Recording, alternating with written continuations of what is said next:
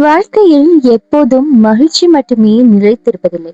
சில நேரங்களில் எதிர்பாராத சோதனைகளும் மன வருத்தம் தரக்கூடிய நிகழ்வுகளும் நம்மை நெளிகுலைய செய்யலாம். அத்தகைய இக்கட்டான நேரங்களில் ஒரு முஃமின் எப்படி நடந்து கொள்ள வேண்டும், இதோ நபிகளார் கற்றுத்தந்த ஒரு அற்புதமான துவா. நமது அன்றாட வாழ்வில் ஏதேனும் ஒரு தீங்கோ அல்லது மனதிற்கு கஷ்டமான காரியமோ நடந்துவிட்டால் அந்த சமயத்தில் நாம் சொல்ல வேண்டிய துவா தான் இது. அல்ஹம்துலில்லாஹி அலா குல்லி ஹால். இந்த துவாவின் பொருள் மிகவும் ஆழமானது.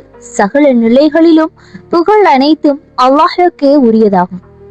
நாம் மகிழ்ச்சியாக இருக்கும் போது மட்டுமே இறைவனை புகழ்வதல்ல உண்மையான நம்பிக்கை. மாறாக நமக்கு விருப்பமில்லாத ஒரு கஷ்டம் நடக்கும் போதும் இறைவா, இந்த நிலையிலும் உனக்கே புகழ் அனைத்தும் என்று கூறுவது நமது பொறுமையையும் இறைவனின் மீதான நம்பிக்கையும் காட்டுகிறது. சோதனைகள் வரும்போது நாம் புலம்புவதோ அல்லது விதியை நோவுவதோ எந்த பயனையும் தராது. ஆனால் இந்த துவாவை சொல்லும் போது நமது மனம் அமைதி பெறுகிறது. நடந்தவை அனைத்தும் இறைவனின் நாட்டம் என்ற மனப்பக்குவம் கிடைக்கிறது.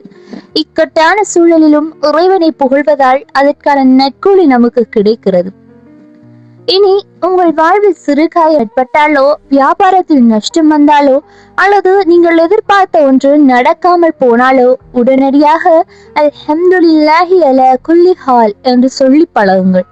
இறைவன் நமக்கு தரும் ஒவ்வொரு சோதனையிலும் ஒரு நன்மை மறைந்திருக்கும் என்பதை நாம் மறந்துவிடக் கூடாது.